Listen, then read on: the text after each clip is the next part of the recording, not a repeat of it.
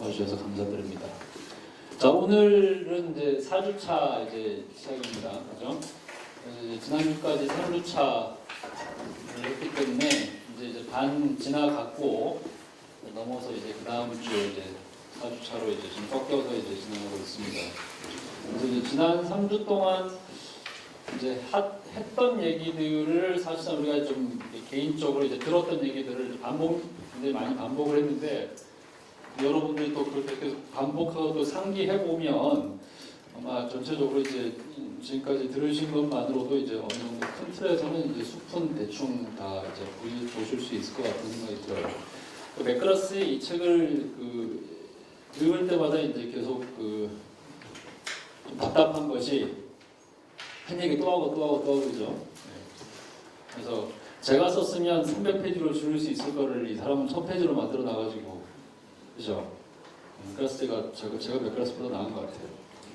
요양 능력, 그러니까 서술과 병렬 능력은 맥그라스가 압도적인데 한 얘기를 자꾸 또 하고 그러냐. 도표 하나 다 끝날 걸, 그죠? 그런 생각들이 이제 들긴 하는데, 근데 이제 이번부터 이제 하는 얘기가 사실 이제 조금 더 이제 숲에서 이제 나무로 좀 들어오는 얘기입니다. 그래서 지난 3주 동안 우리가 전체적으로 숲을 얘기를 좀 했다 그러면, 그래서 큰 틀에서 이것을 어떻게 이제 우리가 종교 기억을 이해를 해야 되는지 큰 숲에서, 그다음에 이제 일종의 관점을 얘기한 다음에 일종의 버드 아이라 그러죠. 그러니까 상공에서 이제 내려다보는 관점. 그다음에 이제 마치 여러분들이 저기 스카이다이빙을 하면서 떨어지면서 이제 보는 그런 관점, 혹은 저는 이제 이런 식으로 될 수 있겠죠. 그러니까 인공위성, 여러분이 구글 어스 이런 것들을 봤을 때 인공위성에서 위에서 보면 큰 틀에서 이제 우리가 조망을 할 수 있잖아요, 그죠?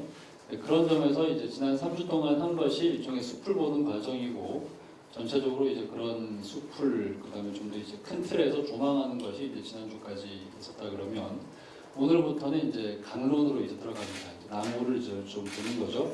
그럼에도 불구하고 이제 우리가 이미 얘기했던 것처럼 이제 현 숲을 3주 동안 봤기 때문에 우리가 그 안에 들어있는 수많은 나무 하나하나를 다 보려고 그러면 3주로는 정말 택도 없고 30주는 가야 되는 건데, 계속해서 이제 하나하나를 다 봐야 될 테니까 근데 그럴 만한 시간은 없는 거고, 그래서 이제 몇 가지 이제 주요한 주제들만 가지고 이제 3주 동안 이제 큰 나무들, 아주 작은 나무들 말고 장가지들 말고 아주 큰 나무만 중심으로 메타세콰이어 같은 그런 나무들만 이제 한 3가지 정도 선택해가지고 이제 보자라고 이제 하는 것이 이제 오늘부터 있을 3주 동안의 이제 시간이고요.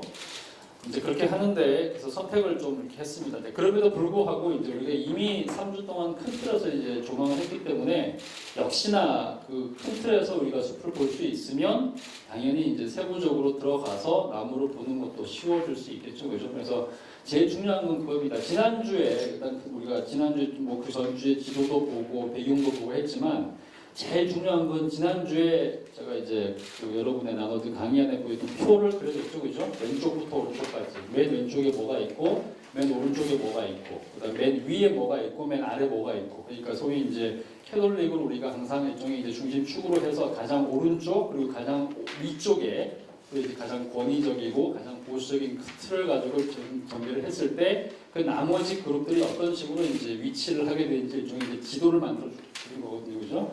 그 틀을 가지고 보시면 이제 우리가 세부적으로 이제 나무로 들어갈 때도 큰 틀에서 우리가 보는데 큰 어려움이 없습니다. 자, 그래서 자 이제는 이제 강론으로 들어가서 오늘 우리가 할 얘기는요, 그 4강 여러분에 나눠드린 그 종이를 강의를 좀 보겠습니다. 자, 오늘부터 이제 3주 동안 소위 표현이라는 이제 그 소제목 하에서 3주 동안 연속으로 보겠습니다. 그래서 오늘은 그 중에 그 표현, 개신교가 탄생하고 난 이후에 특정한 이제 주제, 개신교만의 특징으로 나타나게 된 일종의 양상, 이제 이것이 뭐였느냐라는 얘기를 하는데, 그것을 이제 오늘 우리가 다룰 내용이 가장 핵심이라고 할 수 있는 것이 이제 성경, 그다음에 이제 성경으로부터 이제 일종의 개혁의 가장 강력한 모델이 되었던 예배와 설교, 찬송에 대한 얘기를 이번 주 하고, 그래서 이제 이거는 이제 맥그라스 책의 9장과 10장, 11장, 9, 10, 11장을 통칭하는 건데, 10장을 뺀 이유는 이제 중간에 조직 얘기가 나오는데, 이 조직 이야기는 이제 우리가 지난주에 봤던 교회론 얘기를 반복하는 거기 때문에 일부러 뺐어요. 물론 반복은 계속 될 겁니다. 그래서 이제 9장과 11장 중심으로 오늘 이야기를 좀 하고, 그리고 다음 주에는 이제 우리가 정치 사회 얘기를 한다 그랬죠, 그죠? 정치 사회 얘기를 할 텐데 다음 주에는 혹시나 이제 원래 교재는 아닌데 그 다음 주에는 이제 강의를 하기에 정말 최적하게 이제 마치 이 오늘을 위함이 아닌가 할 정도로 이제 딱 때 맞춰서 이제 나온 책이 하나가 있습니다. 뭐 아시죠? 네, 있어요. 종교개혁과 정치라는 책인데요. 소책자입니다. 120페이지짜리 소책자인데 이번에 이제 고신 교단의 이제 고신 레포 500위에서 12권짜리 나온 책 중에서 제 6권이 이제 정치거든요. 제가 이 강의를 할 거라고 생각하고 그걸 쓴 건 아니었어요. 이미 1년 전에 이제 프로젝트가 잡혀 있었기 때문에 쓴 거였는데 마침 이제 쓰고 봤더니 이제 이 강의를 하게 된 거죠. 근데 이제 결국에는 이제 우리가 지금 보고 있는 16세기, 17세기 종교개혁이 이제 좀 계속해서 반복해서 얘기하지만 그냥 종교의 개혁이 아니기 때문에 정치, 사회, 경제, 문화 모든 영역을 아우르는 영역이기 때문에 그 부분을 이제 좀 구체적으로 다뤘죠. 그래서 다음 주에 혹시나 이제 여러분들이 이제 준비를 하실 수 있으면 종교개혁과 정치라고 하는 그 시리즈 중에 6권 책을 이제 혹시나 이제 갖고 오실 수 있으면 사서 오시면 미리 읽어 오셔도 좋을 것 같고요. 7,000원인데 이제 아마 10편 타면 6,300원이겠죠. 배송료가 있겠죠. 10,000원이 안 되니까 그죠? 딴 거랑 같이 사야 돼요. 그 시리즈 중에 딴 거 하나 사면 10,000원 넘으니까 아마 배송료가 이제 빠질 것 같아요. 이번 주부터 알라딘과 예스24에도 절찬리에 판매되기 시작했습니다. 지난주에는 교보에서만 판매됐는데 그래서 그걸 갖고 오실 수 있으면 좋고 혹시나 이제 고용을 못 하시더라도 요약한 내용은 제가 다음 주에 드릴 거니까 그래서 하시면 좋을 것 같고요. 그 다음 주에 이제 마지막에 할 것은 이제 예술이라는 부분, 예술, 음악 이런 쪽에 보여서 오늘 우리가 어느 정도는 할 건데 그걸 좀 구체적으로 다루는 내용을 하고 그에 대한 내용은 이제 맥드라스도 다루고 있지만 이제 그와 관련해서 이제 또 읽을 만한 책 중에 하나가 제가 얘기했던 그 시리즈 중에 그리스도와 문화라는 시리즈가 있습니다. 그 책 제목 중에 그 김재윤 교수님이 쓴 거거든요. 그 문화가 이제 소위 이제 예술 영역을 커버하는 주제이기 때문에 이제 그거 두 개 다 한번 나눈 거 없는 거죠. 정치와 문화.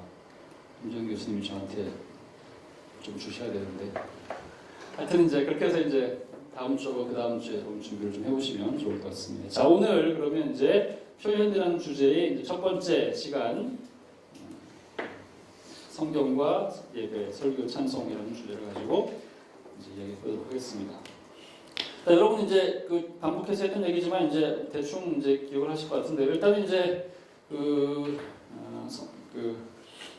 솔라는 아시죠? 솔라. 신학 하시는 분들은 다 하셨을 것 같은데. 자, 5 솔라가 뭐죠? 솔라 1, 2, 3 이거예요. 솔라 1, 2, 3는 아시죠? 80년대 이후는 조금 어려울 수도 있겠다. 자, 솔라.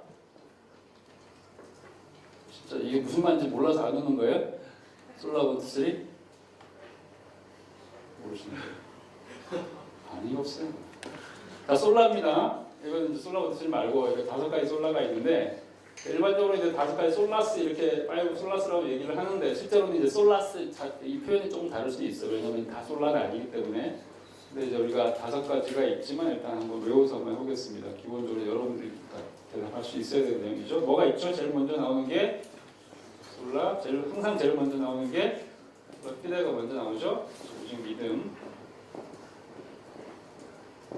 교회로, 사제로 이런 것들이 아니라 오직 믿음으로 보면 된다. 그 다음에 이거는 항상 연결돼서 나오는 주제. 믿음으로 받는데 그 믿음이라는 것은 우리의 공로나 행위로가 아니라 무엇을 통해서 가능하다고요? 오직 은혜로만 가능하다. 오직 은혜, 솔라그라티아라고 쓰죠.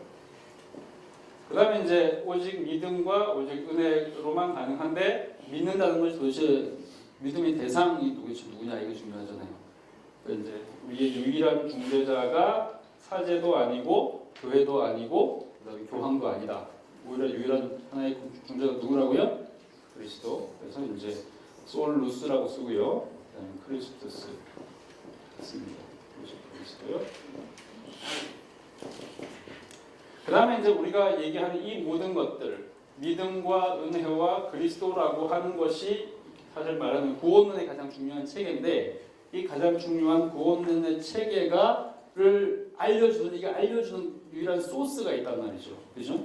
우리가 도대체 이 과정을 통해서 구원받는 사실을 어떻게 알 수 있느냐? 그걸 우리가 알려주는 유일한 소스가 있잖아요. 그게 뭐죠? 그게 성경이죠. 그죠? 그래서 성경에서 이제 솔라 스크립투라는 이제 중요한 표현이 나옵니다. 성경. 그러니까 이게 다 이제 하나씩 다 연결되어 있는 거죠. 이게 따로따로 독립된 개념들이 아니고 이제 결국에는 다 연결될 수밖에 없는 구조인데요.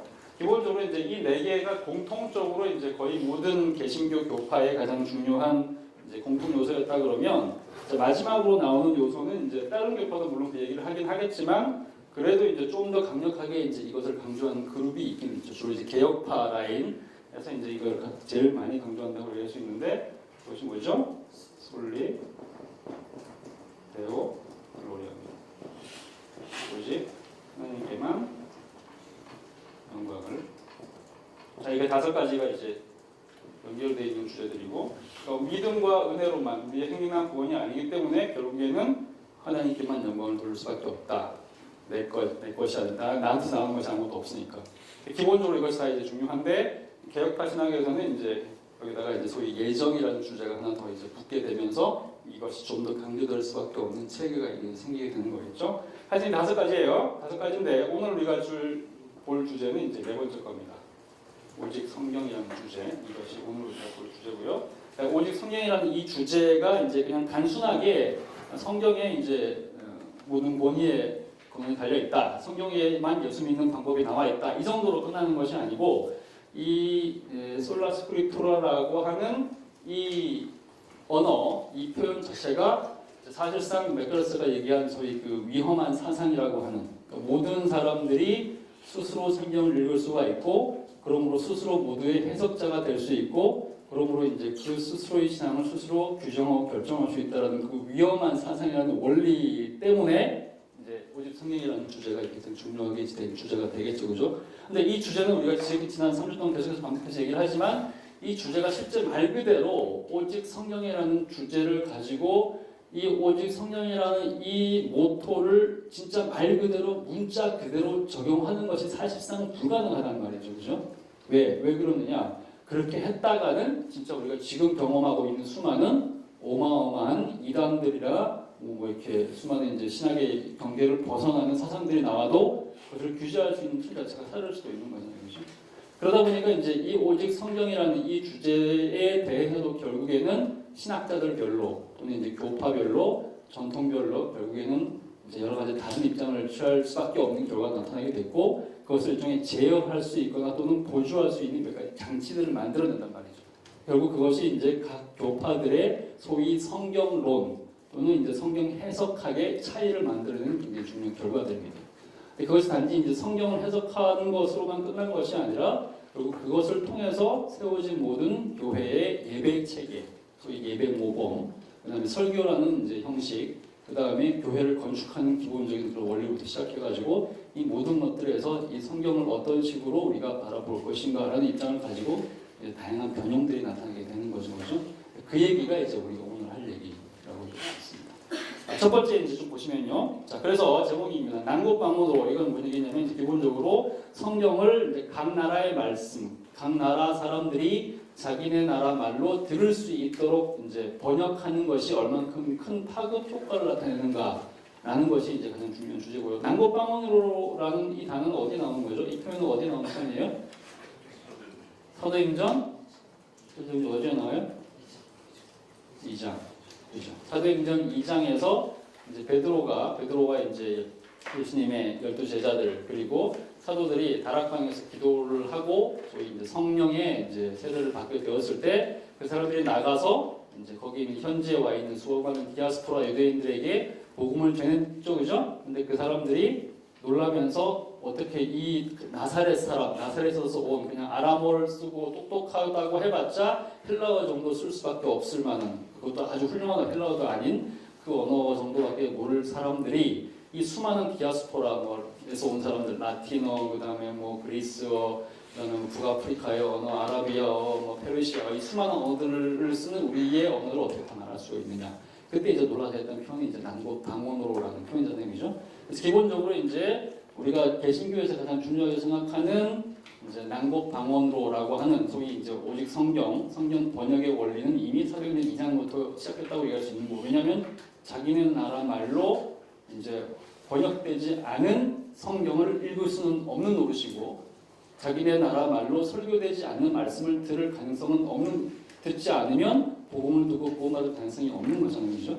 그것이 이미 사도행전에서 나타난 원리라는 얘기죠, 그죠? 그런 점에서 기본적으로 사도행전 2장에서 이미 초대교회에서 나타난 원리를 종교개혁자들이 차용을 해서 번역 작업을 한 거기 때문에 그 정당성이 이제 캐톨릭 교회를 넘어서서 소위 이제 아르폰데스 뿌리로 돌아가는, 근본으로 돌아가는 과정에서 이제 성경 자체가 그것이 이제 근거가 됐다라고 얘기했죠. 어쨌든 간에 이제 이것이 가장 중요한 이제 난곳 방언으로라는 이제 원리와 연관되는 이제 솔라 스크립투라인데, 이 솔라 스크립투라를 가지고 이제 개신교 내부에서도 이제 여러 가지 통일성이 있는 반면에 다양성이 있었다 얘기를 이제 지금 하려고 하는 겁니다. 그래서 종교개혁 개신교 사상에서 차지하는 성경의 위치는 기본적으로, 이것은 공통점입니다. 공통적으로 기본적으로 최고이자, 영어로는 수프림이라는 표현을 씁니다. 수프림, 가장 최고 위에 있다는 얘기가 되겠죠, 그죠? 그러면서 supreme and라는 표현을 쓰고 그다음 뭘 쓰냐면 the only authority라는 표현을 쓰거든요. 유일하게 하나밖에 없는 권위라는 표현에서, 그래서 이제 최고이자 유일한 권위로서의 성경, 우리가 구원받을 방도에 대해서 알려주는 것도, 우리가 하나님의 자녀가 될 수 있는 방법을 알려주고 죄에서 용서받고 이 땅에서 살아갈 삶의 방식을 가르쳐주는 모든 유일한 소스는 성경이다 라고 이제 얘기하는 것이 개신교 신앙인데, 이것이 이제 그 이전 시대의 그 종교개혁 시대의 수많은 신앙고 박사들을 쓴 굉장히 다양한 그런 표현이 됐지만 19세기 이후, 그 다음에 20세기, 19세기 후반기 20세기로 넘어오면 대부분의 복음주의 운동 내부에 있는 신학교나 또는 이제 이런 운동단체에서는 이제 이 성경에 대한 권위를 표현하는 아주 전형적인 표현이 생겼죠. 그게 혹시 뭔지 아세요?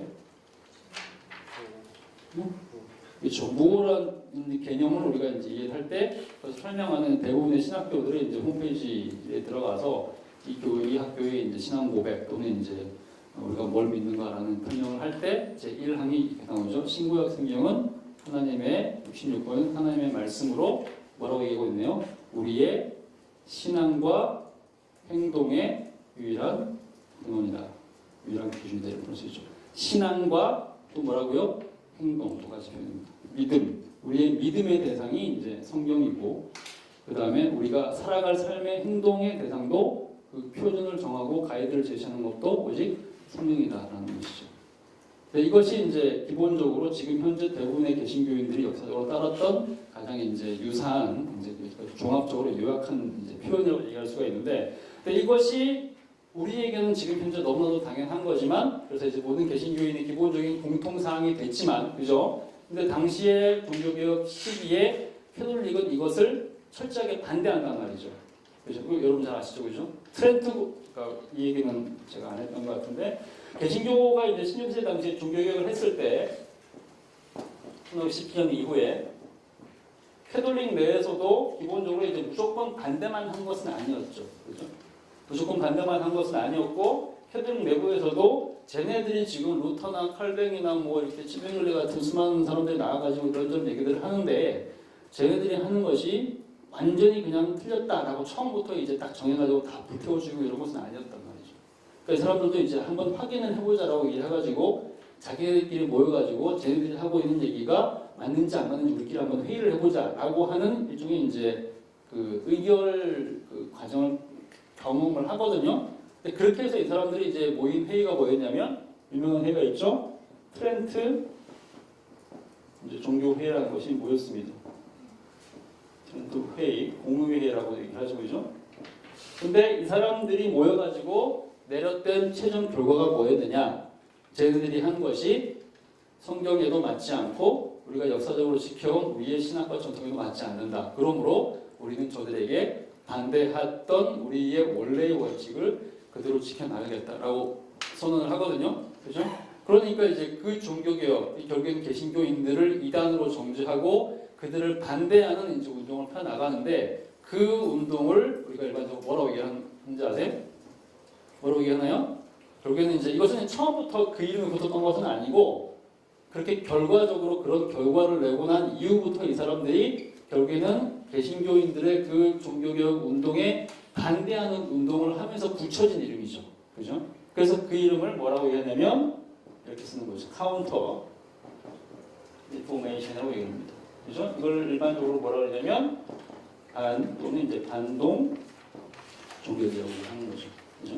자, 근데 여기서 나오는 게 이겁니다. 자, 이것이 개념인데요. 개신교와 그 캐톨릭이 당시에 서로 이제 주로 이제 그 당시에 나왔던 기본적인 여러 가지 의견들을 가지고 이런저런 이제 반대의 이제 견해들을 표현을 하는데 그것을 이제 한마디로 우리가 정리를 한다면 지금 나오는 도표에 나오는 형태로 이제 대체로 좀 정리를 할 수가 있습니다. 그래서 개신교 관점에서 이제 이 내용은 이제 어디 나오는 거냐면요. 이제 마크 노을이죠. 마크 노을이 쓴 종교개혁은 끝났는가라는 이제 그 책이 하나가 있습니다. 그러니까 지난 500년간의 캐톨릭 교회의 역사와 개신교와의 관계를 이제 쭉 정리를 하고 그다음에 캐톨릭 교회의 교리서를 이제 교리서가 있죠. 그러니까 신앙고백서를 쭉 살펴보서 이제 요약 정리를 한 다음에 이제 그런 다음에 개신교와 이제 캐톨릭이 얼만큼 공통점이 있고 얼만큼 차이점이 있는가 정리를 한 다음에 최종적으로 이제 소위 이제 1960년대에 있었던 제2 바티칸 공의회 이후에 캐톨릭은 조금 변했다고 얘기를 하는데 개신교를 더 이상 이제 이단이라고 얘기 안 하고 이제 조금 덜 떨어지긴 하지만 그래도 이제 우리 형제일 수 있어 뭐 이런 식으로 얘기를 한다거나 또는 이제 그 사람들이 이제 바티칸 공의회 이후에는 더 이상 라틴어로만 예배를 드리거나 미사를 드리거나 설교를 해야 된다고 얘기하지 않거든요. 더 이상 이제 그렇게 안 하고 이 사람들도 이제 각자 자국의 말로 예배 드릴 수 있도록 해준단 말이에요. 여러분 지금 주변에 있는 천주교 교회 한번 가보세요. 그 사람들이 라틴어 예배 드려요? 아니잖아요. 한국말로 하잖아요. 왜 그러냐면 그것이 1960년대에 있었던 공의회 결정 이후에 이제 변화가 된 거란 말이죠. 근데 그렇다면 이제 그때 이후에 캐톨릭은 정말로 변했는가?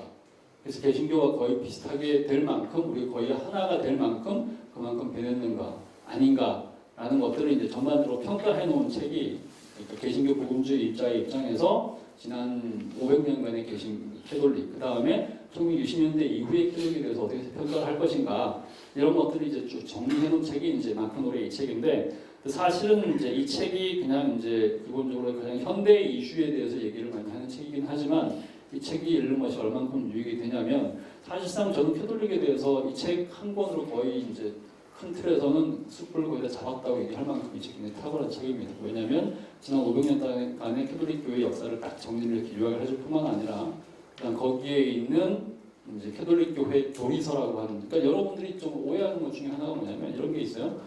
한국에는 개신교는 굉장히 보수적인데 천주교는 굉장히 진보적인 것처럼 사람들이 생각하는 경향이 있습니다. 그죠? 그래서 이제 개신교는 막 제사도 못 드리게 하는데 천주교는 뭐 제사도 드려도 되고 그다음에 술, 담배를 우리는 못 먹게 하는데 제 사람들은 먹어도 돼.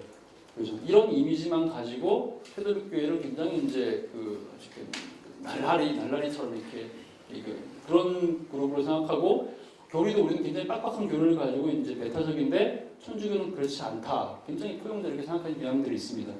근데 전혀 그렇지가 않아요. 저희가 계속해서 반복해서 얘기하지만 구원론과 교회론이라고 하는 그 완벽한 어떤 면에서는 거의 거대한 사슬과 같은 그 체제 하에서 구원받을 수 있는 길을 유일하게 정해놓은 것은 오히려 개신교가 아니란 말이죠. 그죠? 그건 캐톨릭 교회거든요. 그죠? 교회 안에만 들어와야 되는 거고. 근데 그 교리 체계가 지금도 사실은 거의 다 유효하게 적용이 되고 있습니다. 더군다나 우리가 이제 소위 이제 교리주의 또는 이제 교리를 굉장히 강조하는 교파로 개혁파를 얘기를 하는데 우리 개혁파가 갖고 있는 교리서는 웨스트민스터 신앙고백서하고 대의로 문답, 소위로 문답이거든요. 합쳐도 100페이지 조금 넘습니다. 100페이지 아무리 뭐 길게 폰트 크게 해봤자 200페이지 정도밖에 안 된단 말이죠. 캐톨릭 교회 교리서 400페이지, 500페이지예요.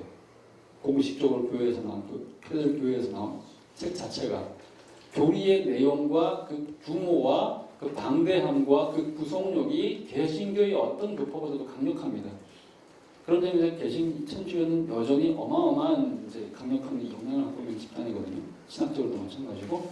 근데 이런 교파를 분석을 하기 위해서는 그냥 단순하게 이제 우리가 이제 경험하는 느낌들만 가지고 얘기할 수는 없단 말이죠. 정확하게 이제 캐톨릭 교회가 무슨 얘기를 하는 건지 어떤 관심을 갖고 있는지를 알려면 교리서를 다 봐야 되죠. 근데 그 교리서를 다 분석을 해줍니다. 나큰놀이. 그런 다음에 개신교 각 교파들을 또 이제 왜냐하면 지난 한 30년, 40년 동안에 소위 에큐메니칼 대화라 그래가지고 개신교의 각 교파들의 이제 대표들하고 캐톨릭에 있는 대표들이 와가지고 계속해서 일종의 대화를 하거든요. 그럼 대화를 하면 이슈가 되는 주제들을 계속 건드릴 거 아닙니까? 그죠? 그렇다면 기본적으로 이제 예를 들면 개혁파와 이제 캐톨릭 대표가 만났다 그러면 제일 중요한 이슈가 되는 게 뭐냐면 소위 예정이라는 주제 이런 것들을 가지고 얘기를 할 가능성이 높고 그다음 오순절 대표하고 오순절교회 대표하고 캐톨릭교회 대표가 만났다 그러면 이 사람들이 가장 중요한 주제가 뭐였어요? 뭐겠어요? 성령론이겠죠. 그죠? 그다음에 침례교랑 만났다 그러면 교회론 문제를 가지고 얘기한단 말이죠. 독립교회의 시스템이니까 그죠? 이런 식으로 이제 비교하는 이제 문서들이 지난 30년대에 좀 나왔어요. 그러니까 이제 이것들을 다 분석 비교를 해줍니다. 그러면 각 교파들이 얘기하는 것들에 맞춰가지고 캐톨릭의 대표들이 거기에 맞춰서 일종의 자기네 교파의 교리들을 캐톨릭의 교리들을 설명을 한단 말이죠. 근데 이게 한 500페이지, 한 550페이지 정도 되는 책인데 이 책 한 권을 쭉 보면 어떤 면에서는 제가 지난 3주 동안 얘기했던 거의 모든 것들을 거의 한 권에 담고 있는 책. 메크라스처럼 이렇게 좀 장황하게 말고 굉장히 압축적으로 담고 있는 책이 이제 나큰놀이 이 책이라고 얘기할 수 있습니다. 그런 점에서 개인적으로 여러분들이 이제 메크라스의 책과 함께 읽기에 가장 좋은 책이라고 하면 나큰놀이 이 책을 읽으라고 제가 권하고 싶어요. 근데 이 책에 77페이지에서 19페이지 오면 얘기가 나옵니다. 개신교인들이 봤을 때 캐톨릭의 문제가 뭐냐? 이건 우리가 지금 다 아는 내용이죠. 사람이 구원을 선행으로 획득한다고 가르쳤다. 우리가 이제 공로에 대한 얘기를 많이 알고 있잖아요. 그죠? 마틴 루터가 막 무릎 꿇고 올라가고 면죄부 이런 얘기 다 알고 있잖아요. 그죠? 연옥 얘기 나오고 그다음 평민이 성경을 읽을 수 없게 했고 성경으로부터 삶의 인도하심을 구하는 것을 막았다. 이제 이게 성경과 관련된 주제죠. 그죠? 평민은 성경 읽을 수 없어요. 왜냐하면 귀족들만 읽어야 되고 그다음에 이제 라틴어로 써있기 때문에 성직자들만 읽어야 되고 일반 신자들을 읽으면 이제 다 이제 혼돈에 빠진다고 생각했단 말이죠. 그러니까 이렇게 되면 캐톨릭 교회는 성경도 못 읽게 하는 교회가 무슨 교회냐? 이게 우리의 비판이란 말이죠. 그다음에 성경에도 나오지 않는 성자, 축제, 의식을 만들어냄으로써 인간의 상상력으로 성경의 예배 형태를 대신했다. 그러니까 성경에는 성자도 안 나오고 축제도 안 나오고 이식 이런 것도 안 나오고 그냥 예배 드릴 수 있는 형식은 굉장히 단순하게 이제 제시가 되어 있는데 성경에 안 나오는 것들을 추가로 이제 부가로 만드는 미신 행위를 조장했다. 이것이 우리가 내내 캐톨릭 교회에 대해서 하는 얘기죠, 그죠? 그다음에 추가로 마리아 이제 이게 제일 항상 우리한테 제일 큰 문제가 이거죠. 이게 가장 눈에 띄는 문제이기 때문에 그죠? 어떻게 마리아라고 하는 예수님의 어머니 굉장히 신실하고 훌륭하시고 그다음에 굉장히 이제 그러신 분이긴 하지만 그렇다고 하더라도 어떻게 그분이 우리의 중재자가 될 수가 있느냐? 이게 항상 제일 큰 문제잖아요, 그죠? 항상 천주교는 결국 마리아 문제, 교황 문제거든요, 그죠? 그래서 마리아가 이제 예수 그리스도가 얻어야 할 유일한 솔로, 그러니까 오직 솔루스 크리스투스인데 여기다가 이제 플러스 마리아까지 한 게 니네 아니냐? 근데 어떻게 그럴 수가 있느냐? 이것이 늘 이제 가장 많이 나오는 얘기고요. 그다음에 이제 그다음에 단지 자기의 이기적 야망의 표현의 다름 아닌 권위를 주장하는 교황과 권위회의 변덕으로 새로운 교리들을 사람에게 강요함으로써 제멋대로 성경을 오염시켰다. 그러니까 교황이라는 사람이 교리회라고 하는 사람이 권위자들인데 이 권위자들이 순수하고 깨끗하지가 않단 말이죠. 맨날 부패하고 도덕적으로도 오염되어 있는 이런 사람들인데 그럼 이 사람들이 모여가지고 한 게 뭐냐? 맨날 교리를 새로 만들어냈단 말이죠. 근데 순수한 의도로 만들어낸 게 아니었단 말이죠. 그래서 이제 자기네 변덕을 위해서, 자기네 잘 먹고 잘 살기 위해서, 또는 이제 자기네 어떤 이제 영화를 위해서, 그 다음에 자기의 자손들을 계속해서 이제 그 영화로운 자리에 일종의 이제 놓기 위해서 금수저은수저처럼 그런 식으로 한 거기 때문에 그런 식으로 성경을 막 조작해가지고 자기 멋대로 해석하는 거 아니냐. 이게 이제 우리가 늘 전적으로 하는 이제 비판이고요. 마지막으로 부패하고 광포한 성직 계급 제도를 주장함으로써 신자들에게서 하나님 앞에서 제사장으로서의 마땅한 위치를 앗아갔다. 그러니까 모든 신자가 소위 이제 평신도라고 하는 그러니까 모든 신자가 이제 성직자, 소위 성직자라는 표현과 평신도라는 표현은 캐톨릭적인 표현이죠, 그죠? 거룩한 직을 갖고 있는 사람과 그렇지 않은 일반 신자라고 하는 구별 자체가 성경적 구별이 아닌데. 그것들을 만들어냄으로써 소위 이제 그 계급 체제에 의해서 모든 권력을 독점하고 그다음에 이제 구원도 자기들끼리만 이제 갖고 있을 수 있도록 만들어냈다. 이제 이게 우리가 하는 비판이죠, 그죠? 근데 이 비판이 이제 16세기 이래로 우리가 내내 캐톨릭 교회에 대해서 한 비판인데, 근데 그보다 더 많은 비판을 당시에 캐톨릭은 어떤 면에서 지금까지도 우리 개신교들에 대해서 쏟아내고 있단 말이죠. 수많은 문서들에 가지고 전쟁을 했을 테니까 지금까지 전쟁은 이어지고 있잖아요, 그죠? 근데 거기서 이제 나온 얘기가 바로 이겁니다. 캐톨릭 관점에서 봤을 때 개신교의 문제가 뭐냐? 이거죠.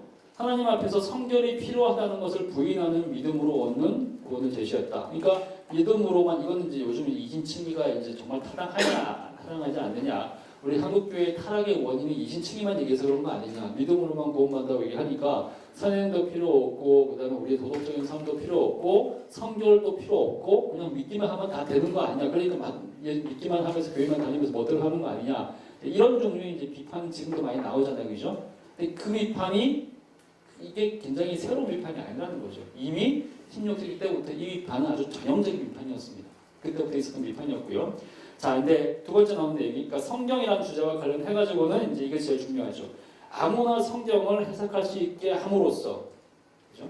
그래서 아무리 이상한 해석이라도 상관하지 않음으로써 성경의 규범적이고 권위적인 의미를 사실상 제거해버렸다. 그러니까 사사기식으로 말하는 그 표현이 이제 여기서 나온, 사사기에서 나온 굉장히 유명한 표현이 있죠. 사사기를 한마디로 말하면 뭐예요? 사사기의 모든 그 주제를 한마디로 딱 얘기하면 이 땅에 사사가 왕이 없으므로 모든 사람의 백성이 다 자기 소견에 옳은 대로 행하였다. 이게 사사기의 핵심이거든요. 완전히 이제 소위 무정부 상태, 혼돈의 시대. 그러니까 리더가 없고 정당한 권위자가 없으니까 모두가 지 멋대로 하고 소위 이제 소견, 자기 뜻에 따라서 이제 다 이제 한 그것이 소위 이제 사사기 시대의 이제 한마디로 결론이죠.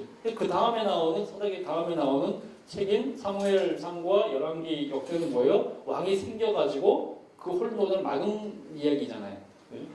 그러니까 이제 그 성경적인 그 기준으로 봤을 때 캐톨릭 입장에서는 소위 개신교가 말하자면 사사기 시대를 만들어낸 사람들이거든요. 장군이란 말이죠. 아무나 자기 멋대로 성경을 해석해버리고 소위 이제 일반적인 신자들도 누구나 다 제사장이 있기 때문에 다 믿는 대로만 구원받을 수 있는 거고, 자기 죄도 자기가 스스로 그냥 하나님 앞에 고백하면 된다 그러고, 성경도 자기가 원하는 대로 해석하고 권위자들이 해석해주는 거 다 거부해버리고, 그러면 결국에 남는 건 뭐냐? 소견에 옳은 대로 행하는 것밖에 남는 거 아니냐? 결국 이 모양 이 꼴이 돼가지고 끊임없이 분열하고 끊임없이 쌈박질하고 지네들끼리 치고받고 하다가 스네들끼리 죽이고 하는 그런 니네들의 지금 현재의 결과, 이게 다 왜 생긴 거냐? 우리 교회가 만들어 놓은 전통적인 권위를 내가 거부했기 때문에 그런 거다. 이 얘기를 한단 말이죠. 이게 이제 캐톨릭이 개신교에 대해서 한 얘기가 되는 거죠. 그 다음에 성령께서 더 일찍 역사하셔서 교회에 있게 하는 교회 내에 가르치는 정규 직분자를 통해서 성령께서 역사하시는 능력을 부인했다. 이것도 뭐 이제 비슷한 얘기죠.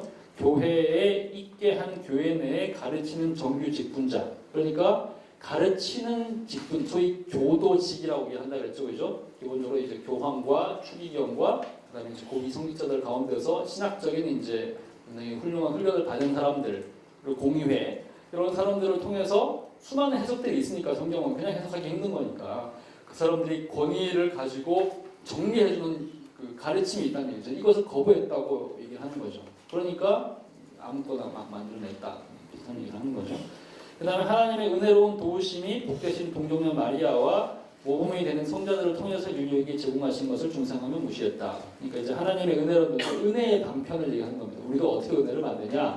하나님께서 우리에게 은혜를 주시는 수단이 단지 예수 그리스도만은 아니라는 얘기죠. 예수 그리스도는 구원을 주시긴 하지만 그럼에도 불구하고 그 이외에 우리가 이 땅에서 살아가는 동안에 연옥 개념이나 면접도 다 비슷하게 연결된다고 할 수 있겠죠.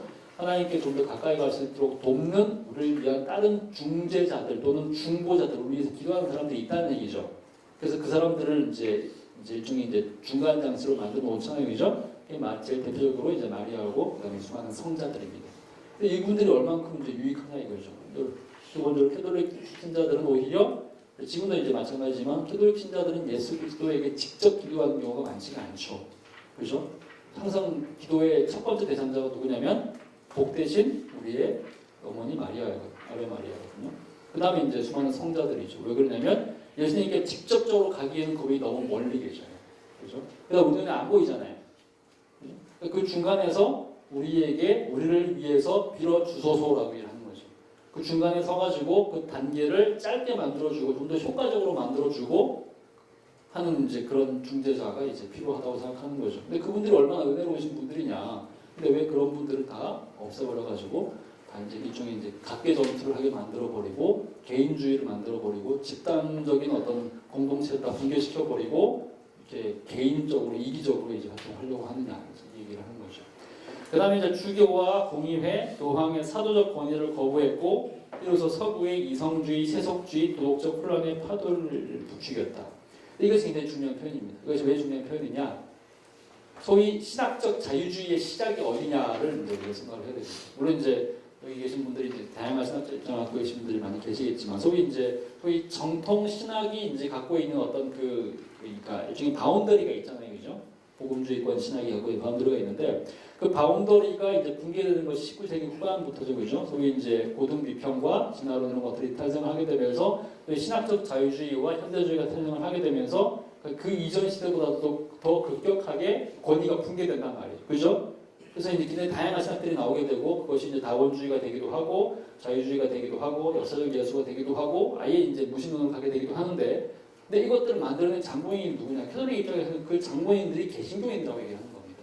왜 그러느냐? 캐톨릭은 권위가 있단 말이죠. 16세기에든 20세기에든 기본적으로 캐톨릭에서 정해지는 캐톨릭 교황청과 교황의 그 바운더리 안에서 정해지는 교리 체계들인데 그 교리 체계로 넘어가지는 않죠. 그 내부적으로 수많은 사람들이 얘기를 할 수는 있어요. 그럼에도 불구하고 교회가 항상 정해지는 바운더리가 있기 때문에 그 바운더리를 넘어가지는 않는단 말이죠.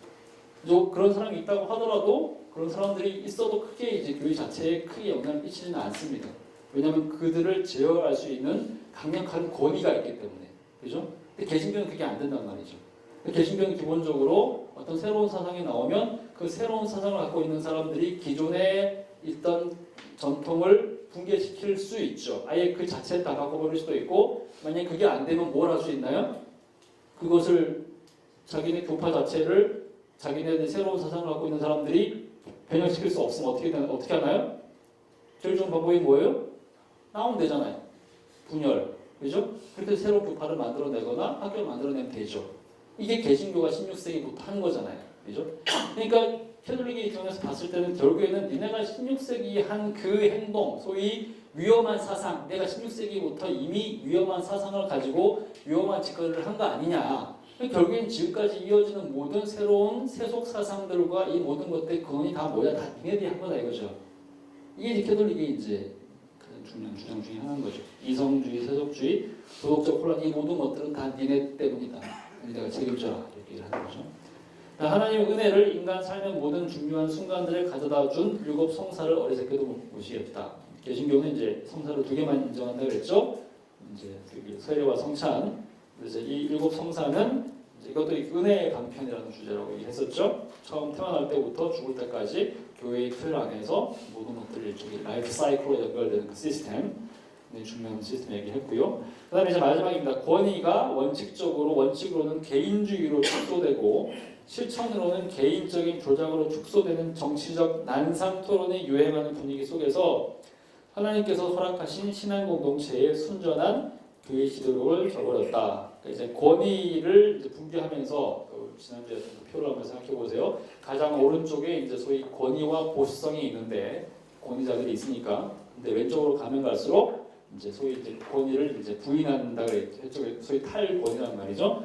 그러면서 이제 결국에 남는 것은 뭐냐? 개인주의라는 얘기죠. 그러니까 이것은 약간 비판했던 그거랑 비슷한 겁니다. 소위 이제 서구의 개인주의, 공동체성을 붕괴시키고 얘네들끼리 하고 싶은 대로 다 해버리는 그런 개인주의를 만들어내고 개신교 신앙이 기본적으로 이제 개인주의적 신앙의 유형이 된 거니까 중간에 뭐 이렇게 다른 권위 없이 하나님과 일대일로 만나게 된 그런 기본적인 것부터 시작해서요. 그래서 이제 개인주의, 실천적인 개인 조작 이 모든 것들을 이제 결국에는 이제 난맥상을 가져오게 되면서 소위 이제 공동체성, 교회의 가장 중요한 기능인 공동체성을 붕괴시킨 것이 바로 니네들이다.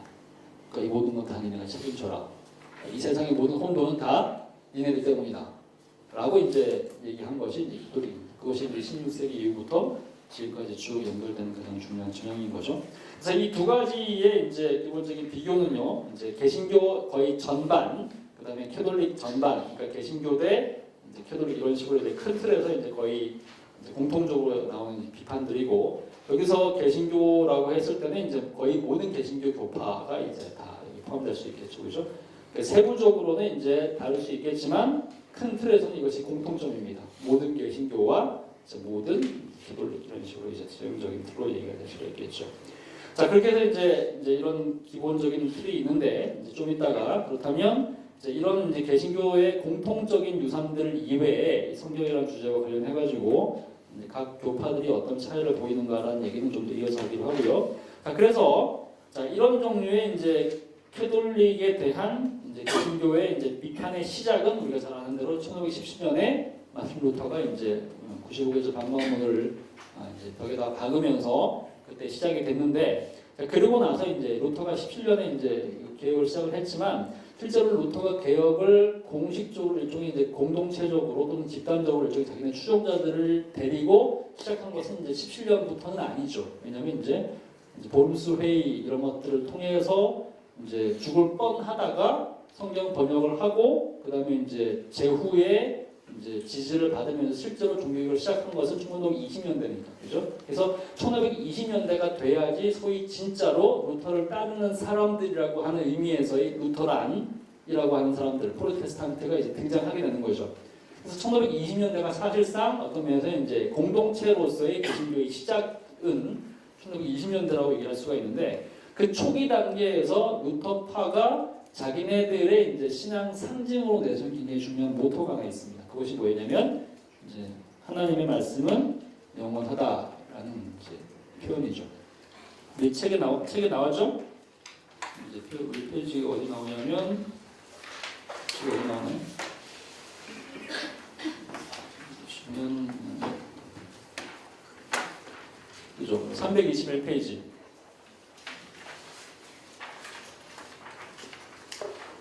그래서 321페이지에 개신교 사항에서 성경이 차지하는 위치 얘기가 나오면서 권위, 유일한 곧 최고의 권위인 성경이 호소하는 것만이 교황을 거부하고 교황이라는 데 따르는 권위, 교회라는 따르는 권위를 거부하고 우리에게 있는 유일한 권위는 성경이다. 그래서 이제 솔라 스크립투라라는 선언을 하게 되면서 이 사람들이 이제 자기네, 그러니까 소위 이제 캐톨릭에 반대하는 사람들이라는 의미에서 항상 가지고 다니는 신명 같은 일종의 이제 모토가 있었다는 얘기죠. 그것이 뭐냐면 베르붐 도미니 마네딘 테르눔이라는 이제 표현인데, 이것에 이제 머리 글자를 따서 VDMA라는 표현을 썼습니다. 그래서 이것을 이제 대체로 보면 옷이나 그다음에 이제 자기 옷 이런 데 이쪽 옷에다 하거나 아니면 가구에다 붙이거나 아니면 이제 문장들 있죠. 각 가문의 문장들, 집에 들어가면 그 대문 위에 있는 이제 일종의 이제 가문의 그 초석이 있잖아요. 이런 데다가 이제 이런 것들을 새기 시작한 거죠. 근데 그것이 이제 가장 전형적으로 나타나는 이제 그림이 제가 여러분들에게 이제 보여드린 그 강의 안에 보면 이제 있습니다. 1522년인데, 그러니까 거의 종교개혁의 시작점이죠, 그죠? 1522년에 이제 작센의 제후 현자 프리드리히입니다.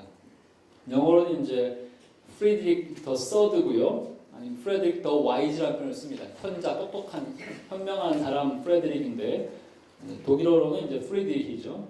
프리드리히 베어바이스라는 사람인데, 현자 프리드리히고 당시에 이제 그러니까 삭손이, 영어로 삭손이라고 되어 있는데 이제 독일어는 작센 지방입니다. 그 작센 지방의 일렉토는 이제 전에 첫 시간에 얘기했었죠. 선거권을 갖고 있는 사람, 그러니까 투표하는 사람이라는 의미죠, 그죠? 근데 이거 왜 그랬냐면 당시에 황제는 세습이 아니라 그랬잖아요. 당시 신성 로마족의 황제는 그러니까 사람들이 그러니까 세습이 되는 것이 아니고 그러니까 힘을 갖고 있는 제후들이 투표를 해서 이제 황제를 선출한다고 했어요. 그러니까 투표권을 갖고 있는 사람이니까 이 사람이 황제가 될 수도 있는 사람이라는 얘기죠.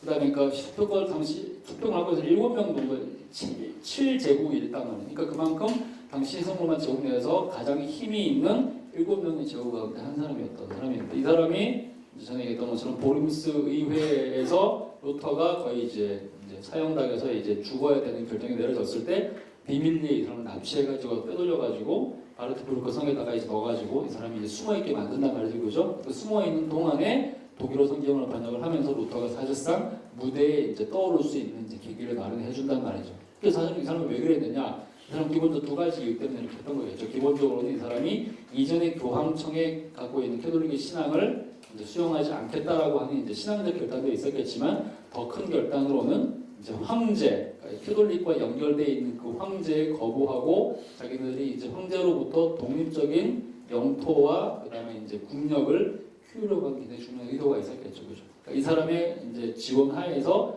소위 루터파가 성장을 하게 됩니다. 그러면서 이제 이 사람이 1522년에 이제 빠른 시기죠. 1522년에 소위 이제 이게 은메달이에요. 은메달인데 뭐 이것을 그냥 집에다 보관하는 건지 목에 매달고 다니는 건지 잘 모르겠어요. 근데 어쨌든 간에 이걸 했는데 이제 은메달입니다. 옆에 이제 왼쪽에 있는 그 앞면인데 이 그림 보면 이제 프리드리히의 옆모습이죠, 그죠? 그다음에 그 위에 보면 글자가 있죠. 이게 라틴어로 되어 있는 건데 elect 이거는 이제 선제후라는 의미고, 그죠? 그다음에 프리드리히고 그다음에 삭슨 쭉 나오죠, 그죠? 이게 이제 이 사람의 이름입니다. 뒷면에 보면 우리가 금방 읽었던 BDMA, 그죠? 하나님의 말씀 영원하다라는 이 BDMA가 동그랗게 쭉 둘러져 있죠, 그죠? 그 다음에 중간에 보면 MD, 그 다음에 XX, 그 다음에 112, 이게 뭘까요? 이게 뭐예요? MD, XXII, 이게 뭐예요?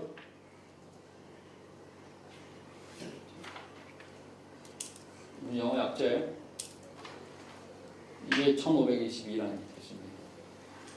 M은 1000, D는 5, 500, 20, X는 20, 그다음에 E는 2. 라틴어 숫자로 쓴 아라비아 숫자를 쓰기 전 시대예요. 그러니까 1522년에 나왔다는 얘기가 되는 거겠죠. 그 다음에 중간에 보면 이제 우리 책에 나오지 않은 내용이 있는데 이거 뭐냐면 CCNS라고 있죠. 라틴어예요.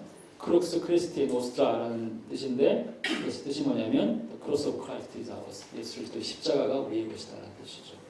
이건 이제 왜 그런 얘기를 했느냐? 마틴 루터의 이제 신학 가운데서 가장 유명하고 대표적인 것이 우리가 잘 아는 대로 이신충이가 제일 유명하죠, 그죠? 그죠? 근데 이제 루터를 조금 배우고 나면 이제 우리가 그 단계를 넘어서서 루터에 의해서 가장 중요한 신학은 십자가 신학이라는 것을 알게 됩니다. 십자가, 그리스도의 십자가가 우리의 것이다. 그러니까 이제 루터의 신앙 고백이 이제 여기 담겨 있는 거예요. 루터와 루터파. 그러니까 이것을 갖고 다니는 사람들은 다 우리가 바로 나는 루터파다. 루터를 따르는 사람이고 무엇보다도 이제 그리스도의 복음을 따르는 사람이다. 라는 의미에서 우리 유일한 신앙이 성경에 근거한다라는 얘기를 했던 사람이죠. 자, 그렇다면 이제 이어서 쭉 얘는 그렇다면 이제 개신교 내부에서 그렇다면 기본적으로 이제 솔라 스크립투라가 이제 유일한 원리로서 이제 권위의 원리로서 오직 성경으로라는 이제 표현이 이제 등장을 했는데 그렇다면 오직 성경으로라는 이 원리를 구현하기 위해서 캐톨릭의 저항에서 캐톨릭과는 달리 그것을 구현하기 위해서 했던 가장 중요한 작업들이 있을 거 아닙니까? 소위 이제 개신교의 오직 성경이라는 원리를 형성하고 이것을 뿌리내리게 하기 위해 정체성 강화 작업이 있겠죠, 그죠? 그게 뭐냐 하는 거죠. 그것이 이제 기본적으로 네 가지 정도의 이제 큰 틀이 있는데 첫 번째 것이 이제 성경을 번역하는 행위, 그 다음에 성경을 주석하는 행위, 그 다음에 성경의 구절들을 모아서 이것을 끊임없이 외우고 암송하는 행위, 그 다음에 성경 신학을 통해서 성경을 끊임없이 이제 공부할 수 있도록 만드는 행위를 얘기하는 겁니다. 그러니까 여러분들이 지금 기본적으로 개신교인들이고 소위 이제 기본적으로 복음주의권에 있는 사람들이라고 우리가 일반적으로 얘기할 수 있는데 여러분들이 소속된 교단이 어떻든 간에 한국 교회는 뭐 기본적으로 다 복음주의권에 있는 거니까요. 여러분들이 개신교인이라는 사실을 가장 극명하게 드러낸 사실이 뭔지 아세요? 여러분들이 캐톨릭과는 다른 사람이다. 개신교인이라는 사실을 가장 잘 극명하게 드러낼 수 있는 일상의 행위들이 있습니다. 그 뭔지 아세요? 교회 갈 때 성경책 들고 가잖아요. 그건 여러분들이 개신교인이라는 뜻입니다. 역사적으로 성경책을 들고 갔던 때가 얼마 없었어요. 지난 과거 역사에서. 그리고 캐톨릭으로부터 개신교회가 탄생하기 이전까지는 그 누구도 교회 갈 때 성경을 가져가지 않았습니다. 왜냐하면 성경이 너무 거대하고 비싸고 집 한 채 값이었으니까 커서 못 갖고 간 것도 있겠지만 기본적으로 성경을 읽으라고 가르치지 않았기 때문에 그런 거죠. 여러분들이 성경을 들고 다닌다는 행위는 뭐냐? 기본적으로 여러분들이 개신교인이라는 의미가 있는 거고요. 여러분들이 교회 가가지고도 설교를 듣는 행위, 그 다음에 성경 공부라는 걸 굉장히 열심히 하죠. 한국교회는 무조건 어쨌든 성경 공부 열심히 하잖아요. 무슨 여러분들이 개신교인이라는 의미가 되는 거죠.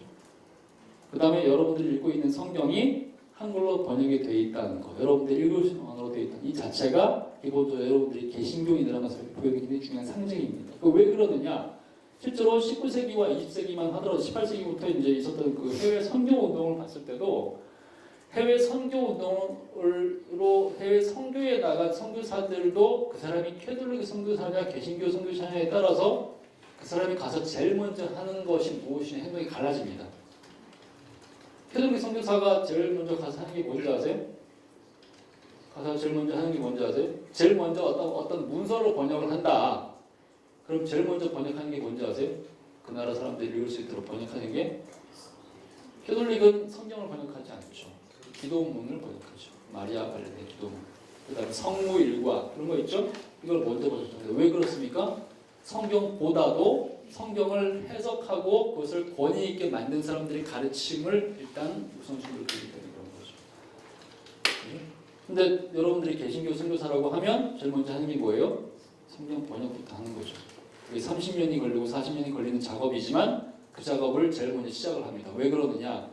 결국에는 개신교 선교사의 최종 목적은 뭐냐? 그 사람들에게 복음을 전해서 스스로 복음을 읽게 만들고 그런 다음에 자기가 빠져나와서 그 교회를 현지인들의 교회를 세워야 되는 거기 때문에 그게 개신교 선교의 원리거든요.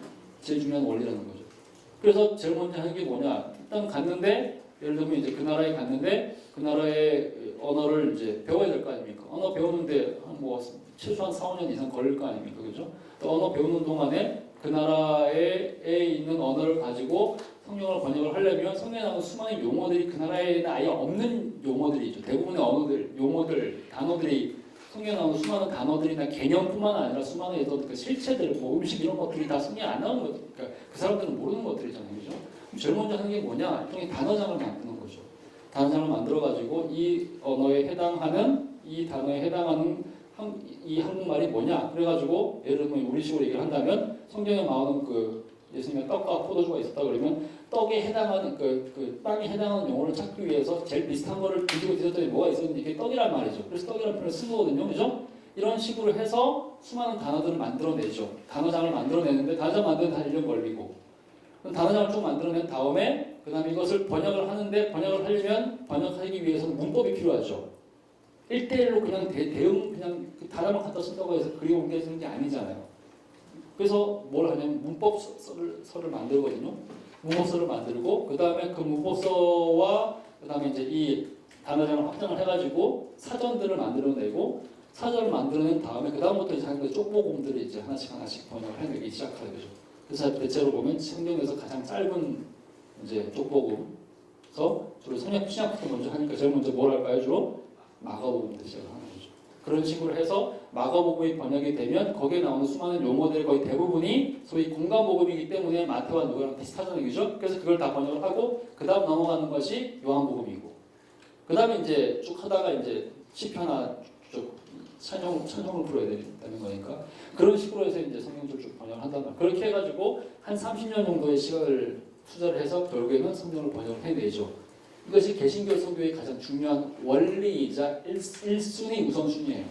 그래서 전 세계 어디든지 마찬가지인데 모든 선교 역사가 다 마찬가지인데요. 항상 개신교 선교사로서 그 지역의 1순위로 들어간 사람이 성경 번역자입니다. 중국어 성경을 번역한 사람은 누구냐? 로버트 모리슨이라는 사람이거든요. 1822년에 번역을 해내요. 또 이 사람은 누구냐? 1807년에 들어간 중국 최초의 개신교 선교사죠. 이 사람이 얘기했던 것처럼 문법서를 만들어내고 단어장 만들고 사전 만들고 그 다음에 성경 번역하고 우리는 그걸 누가 했나요? 언더우드가 있죠. 한국 최초의 문법서를 만들어낸 사람은 누구냐면 만주에 있었던 존 로스 선교사. 그 사람은 우리 개신교 선교사들이 공익적으로 들어오기 이전에 만주에서 이미 성경 번역을 하잖아요. 성경 번역을 하기 위해서 아까 전초 단계가 뭐라고요? 단어장과 문법서를 만들어내는 걸 알겠죠. 한국 최초의 문법서를 만든 사람은 존 로스입니다. 그럼 한국 최초의 영한사전 만든 사람은 누굴까요? 영한사전, 한영사전 만든 사람? 영한자전, 한영자전 누구예요? 언더우드죠. 왜? 그 사람 성경 번역을 해야 되니까. 이게 개신교의 원리라는 거예요. 소위 난곡방언의 원리. 그러니까 이것은 19세기, 20세기에 그렇게 시작된 원리가 아닌 거죠. 원칙적으로 이것을 시작한 사람은 누구였냐? 종교개혁자들이었죠. 그러니까 종교개혁자들이 제일 먼저 한 게 뭐냐? 마틴 루터가 성에 들어가서 자기 시각을 넉넉하게 가질 수 있게 되자마자 한 것이 뭐라고요? 성경을 번역한 거였죠. 독일어 성경으로 번역한 것이 마틴 루터의 성경이고 이것이 소위 이제 오늘날 현대 독일어의 모범이 되는 이제 모델을 만든 것이라고 할 수 있겠고요.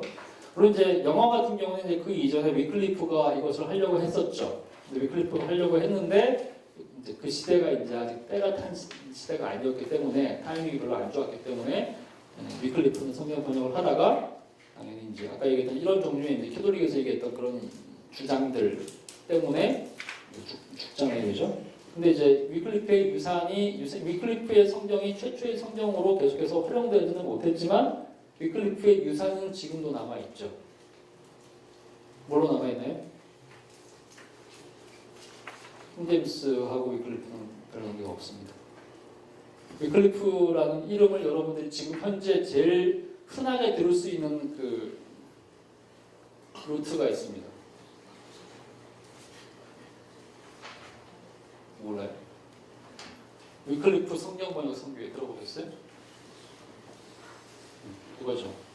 그러니까 GBT, 한국에서는 GBT라고 얘기하는데 원래는 이제 WBT입니다. 위클리프 바이블 트랜스레이터거든요. 전 세계에서 지금 가장 큰 선교 단체가 위클리프 성경 번역 선교입니다. 이 사람들은 이제 주로 이제 원시적인 약간 좀 원시적인 주로 이제 언어가 있는데 문자가 없거나 성경이 번역이 안 돼 있는 데가 아주 많죠. 그런 데 가서 이제 문자를 만들고 성경을 번역하는 그런 걸 하는 사람들이 이제 위클리프 바이블 트랜스레이터잖아요, 그죠? 이 사람들이 이제 왜 위클리프라는 표현을 썼느냐? 위클리프가 영어권에서는 그 일을 최초로 한 사람이기 때문에 그렇게 했고요.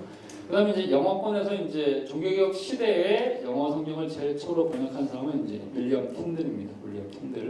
윌리엄 틴들은 이제 당시 이제 잉글랜드에서 아직 종교개혁이 시작되지 않은 상태에서 대륙에 가서 이제 루터의 신학이 감화를 받고 루터가 독일어 번역을 한 것을 이제 알고 자기도 이제 영어 성경을 번역을 하려고 보름스, 프랑크푸르트, 바젤 이런 데로 돌아다니면서 막 번역을 하거든요. 그래서 성경 번역을 이제 결국 완성을 해내요. 신약을 다 번역을 해요. 그런 다음에 그것을 이제 영국으로 이제 반입을 시키죠. 일종의 밀반입입니다.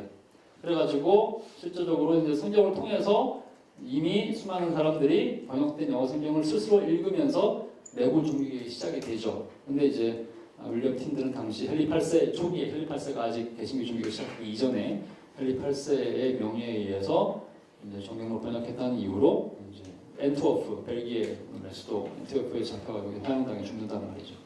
제가 첫 시간에 얘기했었죠. 화형당에서 죽는 형벌이 의미하는 게 있다 그랬죠. 지옥을 상징한다 그랬죠. 그리고 가장 오랫동안 고통당할 수 있는 죄. 그게 뭐냐? 교회의 권위를 무시한 죄란 말이죠. 유일한 성경의 해석자로서의 교회와 교황의 권위를 무시하고 모든 사람들이 성경을 읽게 해준 것은 모든 이단 괴수 중에 이단이라고 얘기할 수 있는 거죠. 오늘날의 신천지보다 더 이제 사악한 이단으로 생각을 한 거란 말이죠. 그러니까 윌리엄 틴들이 이제 잡혀 죽는 불타서 화형당에서 죽게 되는 거죠. 그렇게 해서 이제 틴들까지 있었고 에라스모스 얘기는 지난주에 했었죠. 에라스모스는 결국에는 최종적으로는 종교개혁을 포기하고 헤드로 돌아가긴 하지만 근데 에라스모스가 소위 이제 헬라어와 그리스어, 히라버 같은 거죠. 그다음에 히브리어 이런 것들을 통해서 성경에 대한 이제 이전에 이제 고전을 다시 재발굴을 하고 그다음에 이제 라틴어로만 번역되어 있던 성경을 이제 히브리어로 헬라어로 이제 원어 성경을 번역을 해내면서 지난주에 봤던 굉장히 중요한 어떤 번역상에 굉장히 중요한 어떤 그 변형이 있었다고 얘기를 했죠. 참회라는 표현 자체를 고회라는 표현 자체를 회개라는 표현으로 바꾼다거나 그렇게 함으로써 이제 캐톨릭의 고난을 굉장히 이제 붕괴시키는 이런 중요한 주장들이 있었고요. 그다음에 성경 번역이 제일 중요하고 일단 어떤 것보다 중요한 것이 성경 번역입니다. 그 모든 것들 가운데서 그리고 성경이 번역된 다음에 가능한 것이 주석이겠죠, 그죠? 그러니까 성경 주석이 그 다음 나오는 거죠. 그러니까 종교개혁자들을 보세요. 종교개혁자들이 했던 수많은 일들 가운데서 기본적으로 성경을 번역하고 소위 이제 이런 논문들을 써내가지고 종교개혁 신학들을 만들어내지만 기본적으로 이 사람들이 했던 가장 중요한 일상의 역할은 뭐냐면 항상 설교자였죠. 설교를 끊임없이 했단 말이죠. 그리고 설교를로서만 이제 하게 되면 현지에 있는 자기 앞에 있는 사람들한테밖에 영향을 줄 수 없잖아요. 그죠? 그러니까 이제 이것을 자기가 한 그 해석을 설교는 결국 성경 주석을 통해서 나오는 건데 그것을 좀 더 많은 사람들에게 널리 전파하기 위해서 했던 수단이 소위 성경 주석이라는 수단입니다. 그죠? 그래서 주석이라는 어떤 수단을 통해서 소위 오늘날 우리가 알고 있는 수많은 이제 성경의 주석들이라는 일종의 이제 그 출판계의 학문적인 전통이 생기게 만든 것도 결국에 종교개혁자들이죠. 왜 그러느냐? 솔라 스크립트라는 원리가 없었으면 이런 전통 자체, 그러니까 주석이라는 장르 자체가 물론 이전에도 있긴 있었는데 대중화되지 않았을 거라는 거죠. 그러니까 여러분들이 이제 좀 반대편에 지금 오강만 교수님이 요한계시록 주석이라는 어마어마한 책을 가지고 강의를 하고 계신데 어떻게 이렇게 할 수 있었느냐? 칼빈 때문에 할 수 있었다는 얘기가 되는 거죠. 그만큼 중요하다는 얘기입니다. 그 다음에 이제 성구집이라는 것이 있는데 이것은 이제 주로 예전교회 전통인데 우리는 이런 게 별로 없어요. 그러니까 우리는 성구집 하면 이제 한국 교회에서는 제일 유명한 성구집이 이제 내비게이터에 이제 성경 암송 뭐지? 혹시 보셨나요? 옛날에 이제 비밀 안에 이렇게 요만하게 그 명암보다 작기로 돼 있어가지고 앞에는 이제 한글로 돼 있고 뒤에 영어로 돼 있어가지고 이거 막 200개씩 막 외우고 다니고 그랬잖아요. 내비게이터 성경 암송 구절 이런 거 있잖아요, 그죠? 네, 그런 것처럼 그것은 이제 좀 독립적으로 한 거고 이제 이것을 이제 교회의 기본적인 그 공식 문서로서 만든 교회들은 예전 교회들입니다. 그래서 소위 이제 성공회하고 루터파 같은 경우에는 아예 이런 이제 성구집을 만들어 가지고 매일매일 집에서 이제 소위 이제 읽을 수 있도록 하고 예배 시간에도 항상 이제 이런 예전 교회들은 예배를 드릴 때 우리는 이제 우리 교회에서 예배를 드릴 때 기본적으로 성경을 읽긴 하지만 성경을 설교를 하기 위해서 설교를 위한 텍스트로서만 성경을 읽죠. 근데 유럽에 있는 교회를 가보면 성공회 교회나 루터 교회를 가보면 설교하는 것만큼이나 비중을 두는 굉장히 중요한 요소가 있어요. 그것이 뭐냐면 성경을 따로 읽는 시간입니다. 성경 봉독 시간이 있거든요. 그래서 이제 성경 봉독하는 것들이 이제 일반 신자들이 한 명씩 이렇게 맡아가지고 주로 매 주일날 드는 예배마다 신약 구절을 읽는 사람, 그 다음에 이제 구약 구절을 읽는 사람들이 따로 있어요. 그래서 신약에서 이제 예를 들면 이제 교회를 가보면요, 이렇게 돼 있죠. 우리는 이제 어쨌든 간에 이제 굉장히 중요한 강단 얘기, 설교단 얘기 있는데 설교단 옆에 보면 이런 식으로 조그만 사람들이 이렇게 앉아 있으면 조그만 반들이 두 개가 있는 것들 유럽에 가서 보신 적 있죠. 양쪽으로 있는 것들. 이게 뭔지 아세요? 성경 봉독하는 겁니다. 그러니까 여기 있는 사람은 신약을 읽고 여기 있는 사람은 구약을 읽는 거죠. 이게 예배 순서 시간에 다 들어있어요.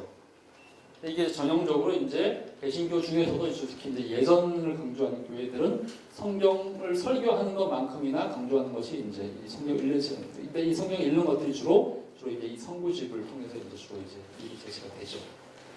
그 다음에 이제 성경 신학서라고 얘기할 수 있는데요. 그러니까 이제 이것은 이제 일종의 이제 신학 서적들을 이제 만들었다고 얘기할 수가 있는데, 우리가 이제 일반적으로 이제 그 켈빈의 기독교 강요나 또는 이제 멜랑게통의 신학 총론 같은 책들을 대체적으로 일종의 조직 신학서로 생각하는 경향들이 있는데, 당시에 이 책을 썼던 칼뱅 같은 사람은 자기가 이것을 조직 신학으로 쓴다고 생각하지 않았습니다. 그러니까 일종의 이제 성경 해설서, 물론 주석처럼 이제 한 구절을 해석한 것은 아니었는데 큰 틀에서 봤을 때 이것이 일종의 성경 전체의 메시지를 요약하는 일종의 작업이라고 생각을 했어요. 그래서 이슈화시켜서 주제별로 성경을 해설하는 행위라고 생각을 했습니다.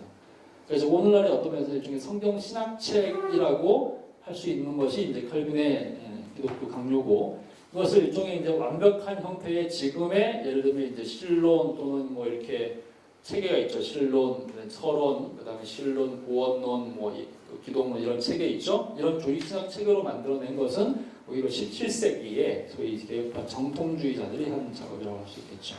그래서 칼빈은 처음부터 이제 성경이라는 원리를 어떻게 하면 가장 강력하게 제시할 수 있을까를 이제 고민했던 사람이라고 얘기할 수 있는 거죠. 그런 점에서 종교개혁자들은 말하자면 전체적으로 봤을 때 어쨌든 간에 이제 성경이라는 이 오직 성경이라는 원리를 캐톨릭이 말하는 그런 이제 이렇게만 얘기했을 경우에 캐톨릭이 우려하는 것들이 있었잖아요. 다 그러면 완전히 다 정신 없어지고 무정부 상태되고 다 속에 오른 대로 행한다. 다 망한다고 얘기한단 말이죠, 그죠? 그러니까 그런 종류의 비난에 직면해가지고 우리도 그렇지 않다. 우리에게도 권위가 있다. 우리에게도 성경을 제대로 해석할 수 있고 기본적으로 모든 사람들이 다 성경을 자기 스스로 읽을 수 있고 해석할 수 있고 그것을 자기 스스로 이제 자양분으로 삼을 수 있는 기본적으로 위험한 사상으로서의 그죠? 이런 사상으로서의 이제 많으니까 전신적 대사장의 원리를 우리가 유지하긴 하지만 그럼에도 불구하고 그것을 이겨낼 수 있고 그것을 조절할 수 있고 그것을 우리가 균형을 잡을 수 있는 장치가 우리에게 있다라고 얘기를 하면서 한 작업들이 말하자면 아까 얘기했던 그런 작업들이라고 할 수 있는 거죠. 일종의 이제 틀을 정해주고 일종의 가이드라인을 만들어주는 역할을 했다고 할 수 있는 거예요. 그러니까 기본적으로 이제 그런 반응에 대한 일종의 이제 대응이라고 할 수 있는 거죠. 이런 종류의 신학 작업들은요. 하여튼 그렇게 해서 이제 기본적으로 이렇게 네 가지 전통이 이렇게 나왔다고 얘기할 수가 있습니다. 자, 지금 이제 8시 35분이니까요. 1시간 정도 지났죠, 그죠? 좀 쉬었다가 이제 45분 돼서 다시 시작하도록 하겠습니다.